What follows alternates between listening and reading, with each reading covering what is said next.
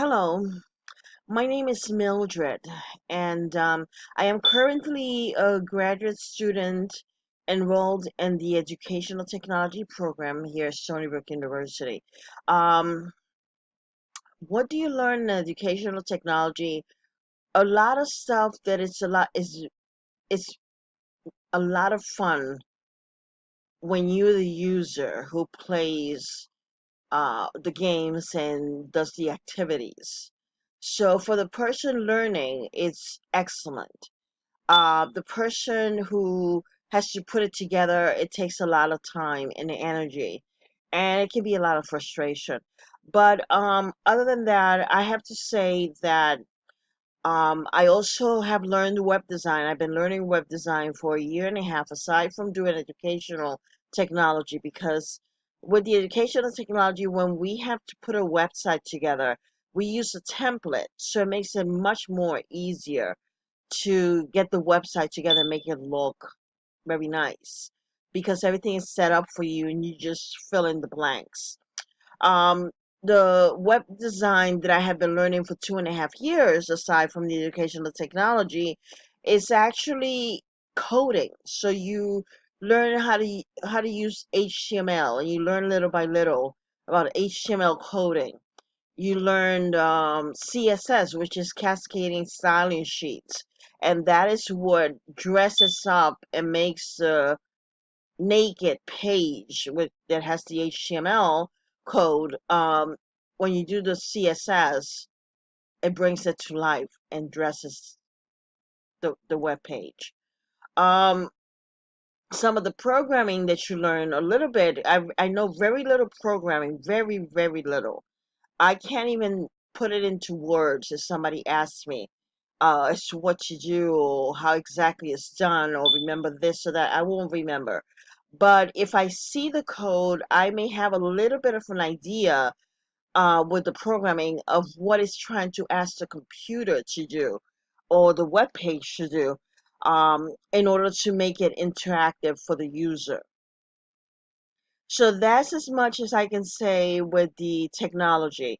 Um, one of my vices, something that really interests me, is is learning foreign languages. As you can see, a little picture in the background of, uh, I think it's Rosetta Stone. Um, one of my pet projects for years was learning Italian. And at some point I stopped doing it because I got involved into with a second graduate program, um, which was the educational technology. So I was caught up um, being passionate about learning this technology that was very new to me. And so I didn't have the time to constantly practice my Italian, practice some of the other foreign languages that I attempted to learn. Because one of the things about a foreign language is really a great responsibility. It takes a lot out of you and it uses a lot of time.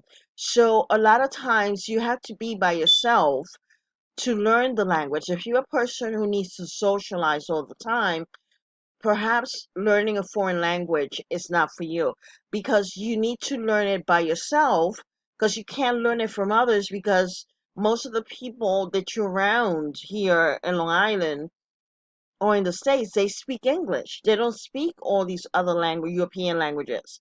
So you're not going to have someone that you're exposed to that you can constantly hear them talking to you unless you grow up doing that. If you're lucky, if you can do that, that's great. But usually you're surrounded by English speaking people here in the States. It's the same with some of the friends that I made abroad. They used to tell me the same thing. The only way that we had a friendship was because we met through a website. They were looking for the same things. I wanted to get better at my Italian or improve my Mandarin or at least try to get a little bit fluent. The rest of the foreign languages that I tried, I'm not fluent at all. I can't even carry on a conversation because I didn't have the time to invest in those other languages. So the only language that I actually made time for because it was the only one that I could was the Italian. So what is interesting is that my friends, my pen pals, from I had some friends in China, and then I had some friends in Italy, and they would tell me the same thing. They didn't have someone to practice their English with, because if the person lived in Italy, everybody was speaking in Italian, and if she lived in China, everybody was speaking in Mandarin or Cantonese.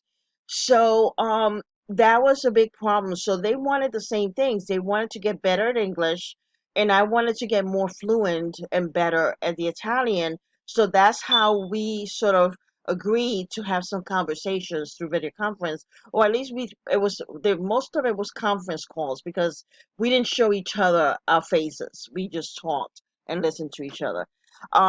So that's the thing with a foreign language, that it's not as simple as it seems. Like, a lot of times people would think, "Oh, great, this person speaks." They have no idea how much time it takes. It's also something that is a perception that is not a good perception of someone who speaks another language, is that they can understand and translate every single word and everything just because they're fluent in that other language. Well, no, because a lot of times those of us who learned a lot of these languages, or one language, other language, we learned it in the classroom a lot of times.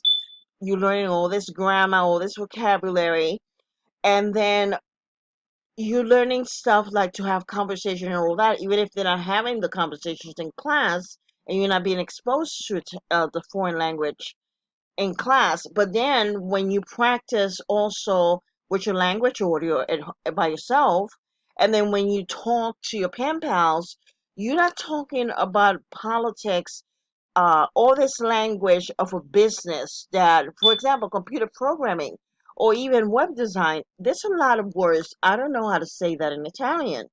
If somebody starts talking about political surveys or anything that has to do with politics or political campaign, I don't know how to say that in Spanish or Italian. How would I know to say that? Because I never learned it. So a lot of people think, oh, okay, you speak another language, anything, you can translate anything. If it has to do with a medical field, I may not be able to translate anything that has to do with the medical field or medicine, because I didn't learn that. So, yeah, so basically, when we're learning a foreign language, we're not really learning to be interpreters. We're learning to have conversations, have our average day conversations, and to enjoy the conversation. It's not really, it's sort of to get to know your pen pal. It's not a conversation that you have, um, you know, it's not a conversation that you have about politics, about the medical field, healthcare. There's so much going on that you can have a discussion on, and even if it has to do with education, things that happens in the school buildings, well, you may not know how to translate that because you didn't learn that vocabulary. Well, and to conclude, there's so much to learn about a foreign language that a lot of times pe- it takes people years and they're still learning that language, because a lot of times if you don't have somebody to talk to practice with, you kind of forget some of it. So it is important that you do continue having friends, pen pals abroad, so they can keep so you can keep up with the times and current events. And also they will keep you posted with everything. But at the same time, you need to practice so you don't forget. If you don't use it, you lose it.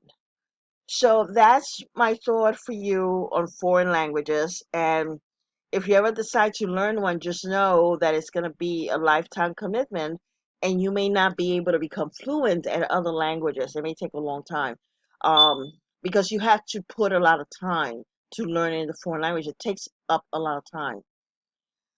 Okay, thank you. Have a good day. Bye bye.